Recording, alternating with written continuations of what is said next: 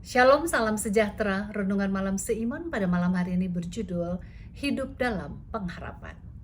Sebab segala sesuatu yang ditulis dahulu telah ditulis untuk menjadi pelajaran bagi kita, supaya kita teguh berpegang pada pengharapan oleh ketekunan dan penghiburan dari kitab suci.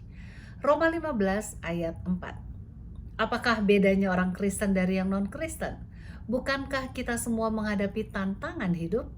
Kita semua bisa sakit, bisa menghadapi kedukaan, bisa gagal dalam pendidikan atau usaha atau pekerjaan, bisa naik pangkat atau turun pangkat, bisa untung atau rugi. Apakah bedanya? Ayat inti di atas menunjukkan perbedaan penting yang terdapat pada orang Kristen dibandingkan dengan orang yang non-Kristen, karena adanya kitab suci yang memberikan pengharapan. Kasih karunia dari Kristus sajalah yang membedakan prinsip keselamatan antara orang Kristen dan non-Kristen.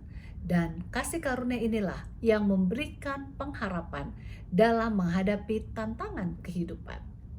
Kita bisa memiliki pengharapan dalam menghadapi berbagai tantangan kehidupan kita. Yang pertama, apakah kita berdosa? Ada pengharapan untuk pengampunan sebagaimana yang tertulis dalam 1 Yohanes 1 ayat 9 dan Kisah 2 ayat 38. Kemudian, apakah kita memerlukan instruksi untuk jalan keselamatan? Bacalah Yohanes 16 ayat 13. Bagaimanakah dengan cara untuk memiliki kehidupan yang baru? Lihatlah Galatia 2 ayat 20. Kemudian kita dapat baca dalam Yohanes 13 ayat 32 cara untuk mendapatkan kuasa dari Yesus, dan Galatia 5 ayat 22 dan 23 mengenai buah roh. Bagaimana pula dengan cara memperoleh kebahagiaan? Bacalah Yohanes 13 ayat 17.